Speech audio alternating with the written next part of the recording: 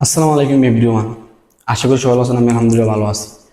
তো 20 টাকার নোট থেকে মসজিদ সরিয়ে মন্দির বসানো হয়েছে আমাদের এই বাংলাদেশে, এই বাংলার মাটিতে। এতদিন আমরা কানে শুনেছি, চোখে দেখি নাই। আজকে নিজ চোখে দেখলাম এবং কি আমার হাতে এই নোটটি আছে। আপনারাই দেখেন, এই যে এইখানে ছিল আমাদের বাংলাদেশের মসজিদ, মুসলমানদের মসজিদ। এই মসজিদ সরিয়ে এখানে মন্দির বসানো হয়েছে।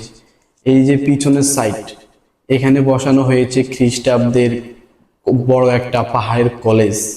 কেন এটা করলো? আমাদের এই বাংলাদেশে 99% মুসলমানের দেশ। এই বাংলার জমিনে টাকা থেকে মসজিদ সরিয়ে মন্দির কেন বসালো? আমরা যখন মসজিদে যাই, মসজিদে টাকা দিই, এই নোটটা যখন আমরা বাক্সায় দিতাম, আমাদের এই মন চাইবে? এই কাগজে মন্দির লেখা, এই কাগজটা আমরা বাক্সার দিতে আমাদের মন চাইবে? কেন এই বাংলার মাটিতে এই কাজটা করা হলো? আমরা নিন্দা জানাই এবং কি আমরা অল্প কিছুদিনের মধ্যে এই 20 টাকা নোটগুলো সরিয়ে দেওয়ার দাবি জানাচ্ছি। আপনারা সবাই এক দাবিতে থাকবেন ইনশাল্লাহ। এই 20 টাকা নোট আমরা বাংলার মাটি থেকে উঠিয়ে ফেলতে চাই। আসসালামু আলাইকুম।